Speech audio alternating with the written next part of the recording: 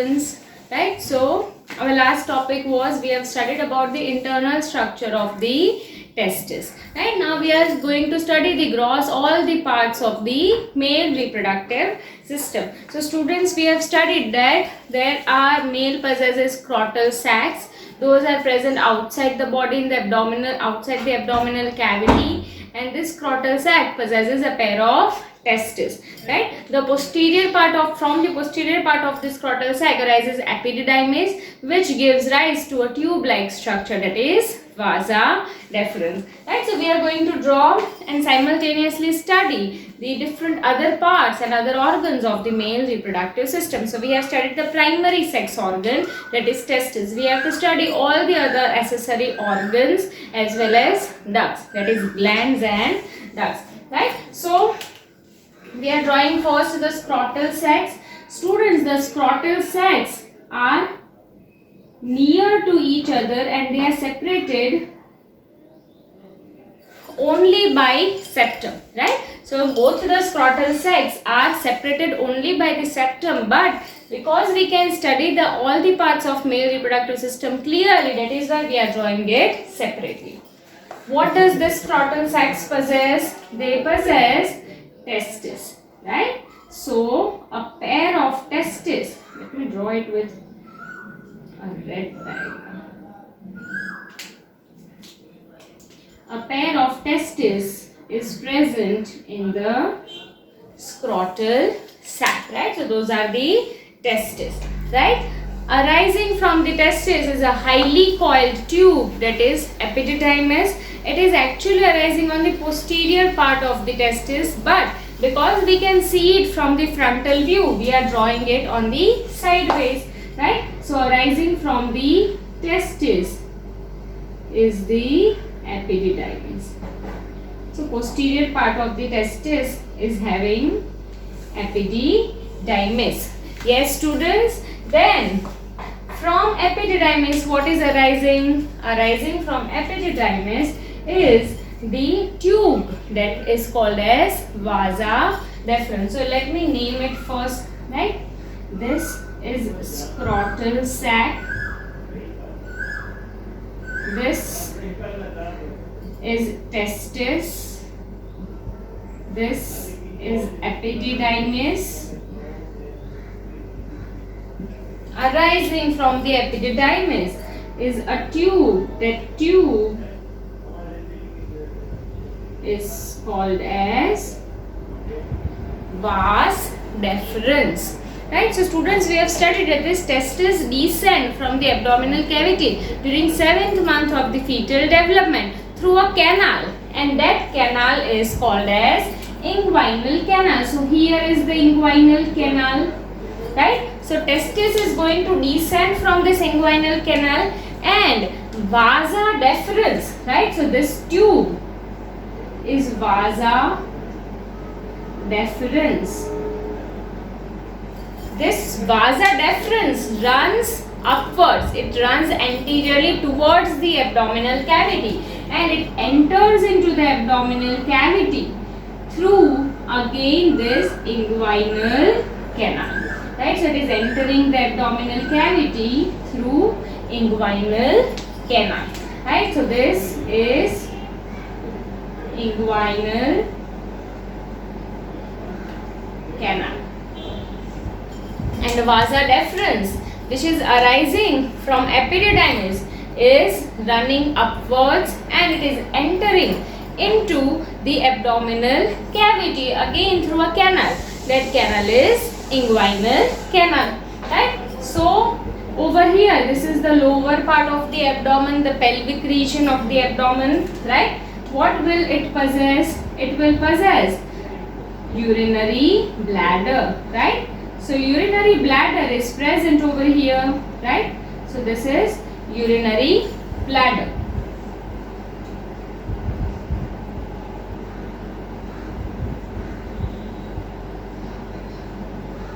Right? Now what happens? This vasa deferens is forming a loop. It is coiling.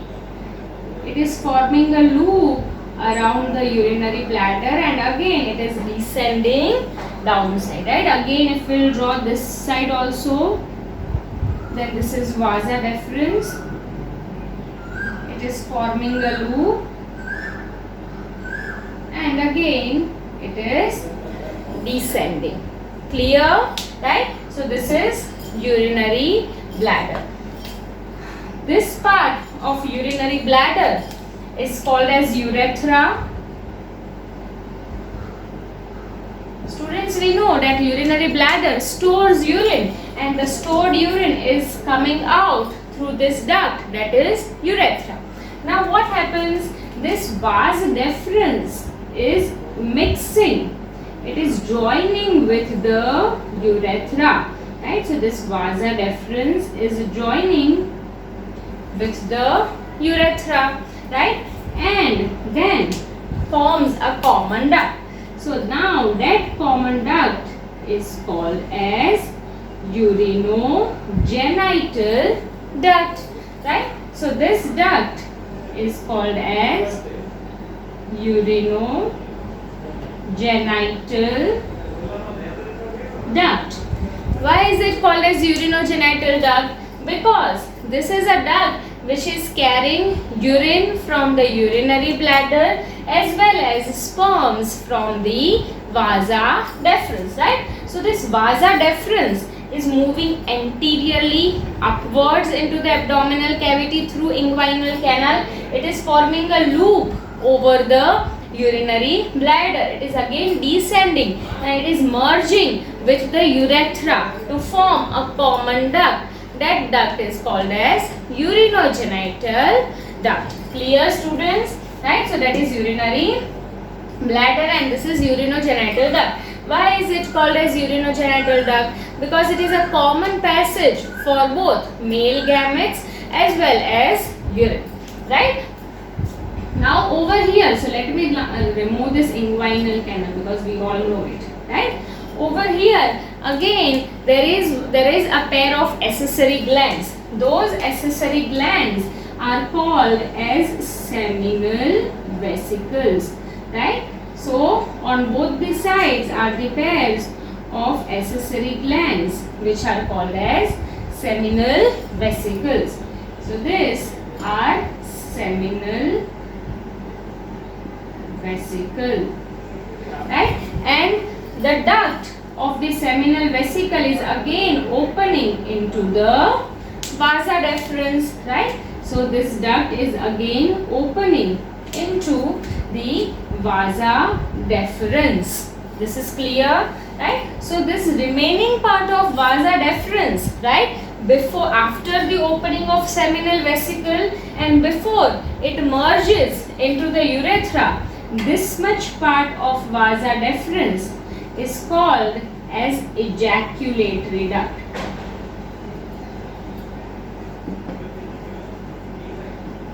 This much is clear? Yes, students. So we have studied one accessory gland, that is seminal vesicles. Those are present on the either side of the urinary bladder, and the duct which is arising from the seminal vesicle is opening into the vasa deferens and it is pouring the secretions, that is seminal fluid, into the vasa deferens. The vasa deferens, the portion of vasa deferens after the opening of seminal vesicle and before it is entering into the urethra to form urinogenital duct is called as ejaculatory duct. Clear? Now students, over here, right, where there is merging of urethra and vasa deferens, that junction is covered by a small donut shaped gland. That gland is called as prostate gland, right? So over here there is one more gland, so that gland is called as prostate gland.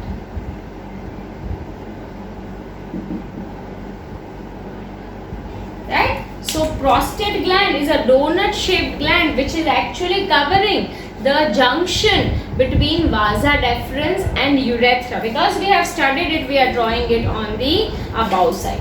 Right? Now, right, what happens? This urethra is covered by a copulatory organ. that copulatory organ, right, is having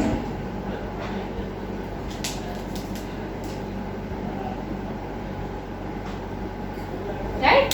So this is the copulatory organ, right, through which this urinogenital duct is passing. This copulatory organ is called as penis, right? So it is called as penis, right? The bulged part of the penis is called as glans penis, and it is covered by a loose skin, covered by fold of loose skin.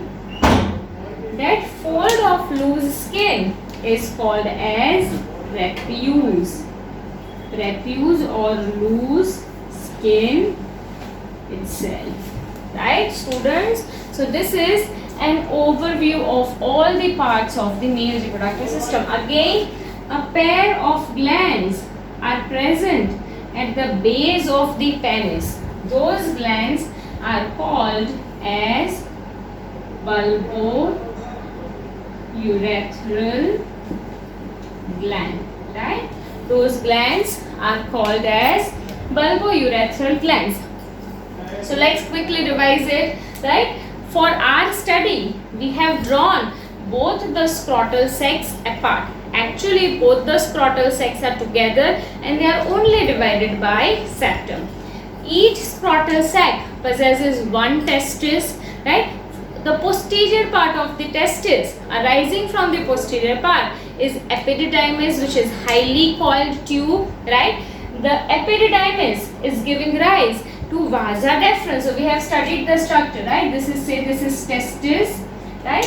Then the posterior part arising from the posterior part is the epididymis. So this is epididymis, and arising from epididymis is a tube-like structure, that is vasa deferens. The same thing which we have drawn, right? So testis, then epididymis, and then vasa deferens, right? So sperms are traveling through the vasa deferens upwards into the abdominal cavity. This vasa deferens is leaving the scrotal sac and it is entering into the abdominal cavity through a canal.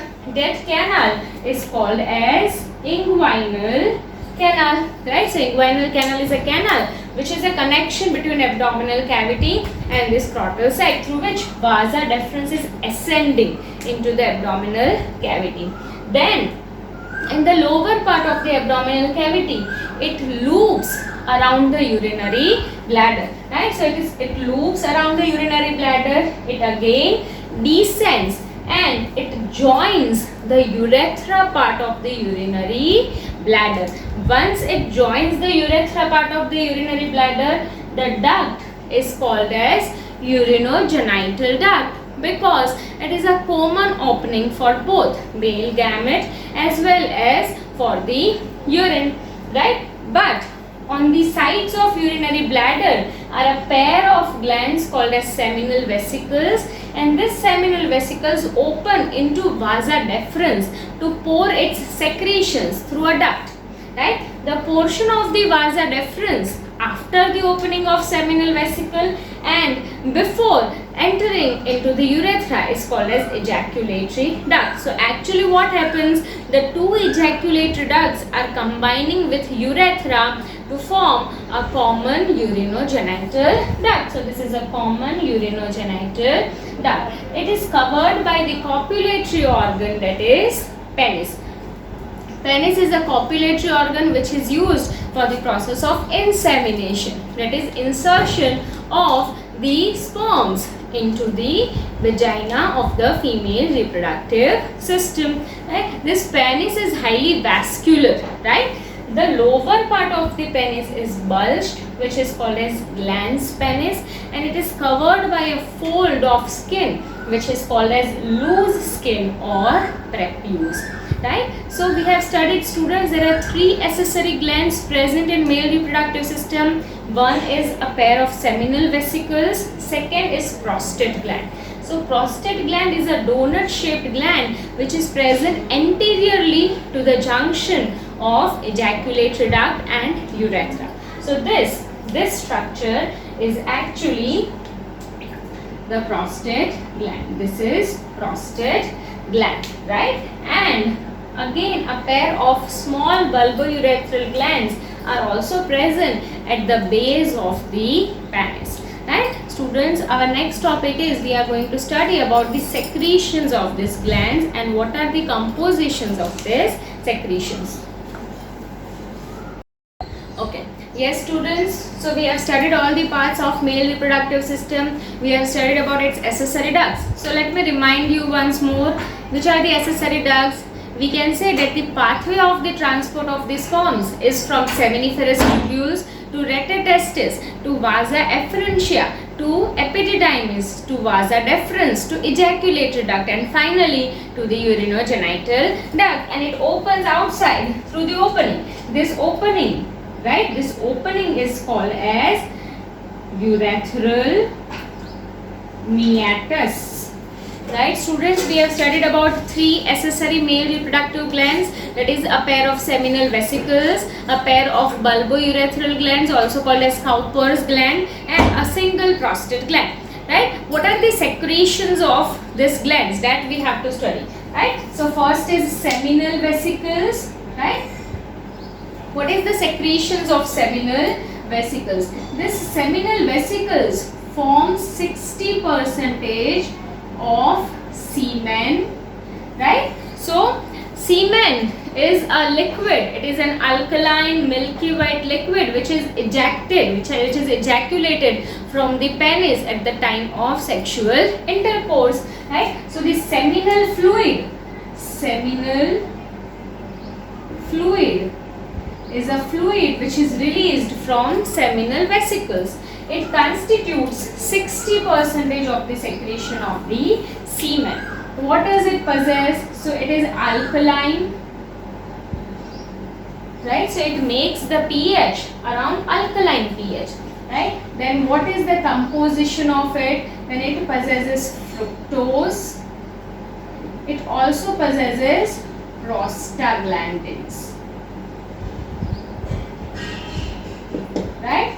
Function of this seminal fluid is to provide, right, alkaline medium, right, to provide alkaline medium to the semen, right? And the prostaglandins, right, we have studied that these prostaglandins are actually lipids and those are made up of 20 carbon fatty acid, that is arachidonic acid. Remember students, we have studied this in your biomolecules chapter. So this prostaglandins, what is the function of this prostaglandins? So as and when the semen which possesses prostaglandin is deposited into the vagina of the female reproductive system, what will this prostaglandins do? It will stimulate contraction of muscles in female reproductive system. That is the function of prostaglandins, right? It will stimulate contractions of the muscles in the female reproductive system so that sperm can travel through the different organs of female reproductive system and reach the egg. That is facilitated by this prostaglandins by stimulating the contractions of the muscles of the female reproductive system. Clear? Then student, prostate gland. The secretions of prostate gland constitute 25% of the secretions. What are the secretions of the prostate gland? So what is the composition, right? It contains citric acid, bicarbonates, and again prostaglandins, and its function is to provide nourishment to sperms, right? So the secretions of prostaglandins, the secretions of prostate gland are citric acid, bicarbonate ions and prostaglandins. The secretions of seminal vesicles are fructose and prostaglandins. And the third gland is bulbourethral gland, also called as Cowper's gland. Right? This Cowper's gland, the function of the secretion of this Cowper's gland is lubrication of penis. Right? So it lubricates the penis so that there will be ease in the insertion, in the insemination, in the insertion of this copulatory organ into the female reproductive system. Right? So semen is a milky white fluid which is secreted at the time of copulation.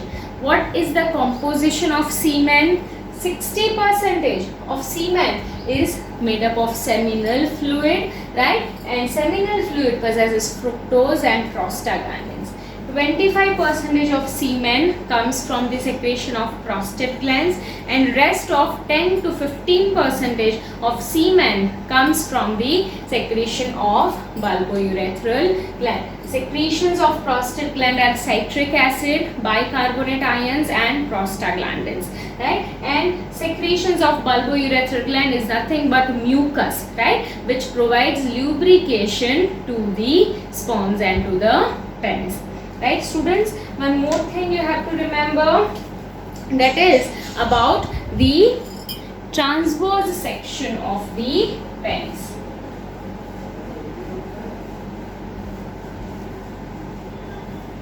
Right, so if we will see the transverse section of penis, right, then it is made up of mass of tissues. Right, say this is the posterior part and this is the anterior part. This is transverse section of penis. Right? So what does it possess? The posterior part possesses the groove of mass of tissues. Those tissues are called as corpora cavernosa. Right? So that those tissues are called as corpora cavernosa. Right? And the anterior part again possesses a tissue. That tissue is called as corpus spongiosum. Right? So this is transverse section of penis, right? And this mass of tissues are again interconnected by connective tissue. Right? So this is connective tissue. Right? So there are posterior part possesses corpora cavernosa, anterior part possesses corpus spongiosum. What is this filled with? It is filled with lots of blood vessels. Right? So it is filled with blood vessels. And this corpus spongiosum, we know that penis, through penis, what is passing? Urinogenital duct, and the opening is urethral meatus. Right? So this is the opening, that is urethral meatus. Right? Again there will be blood vessels present all around. Right? So these are blood vessels. Students, penis is an erectile organ,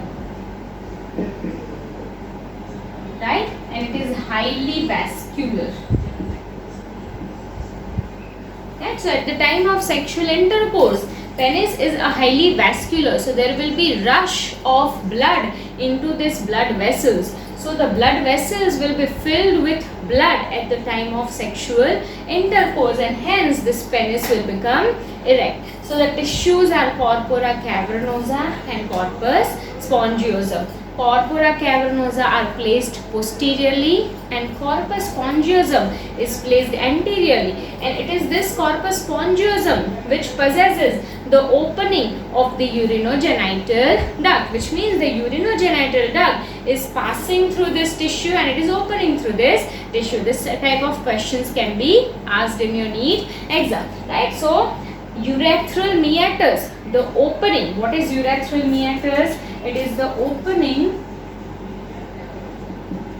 of urinogenital duct, right? And it is present in this corpus spongiosum, right? So this is the transverse section of penis, students, right? With this we have studied all the parts and functions and secretions of male reproductive system, right? Now we are going to start with the female reproductive system.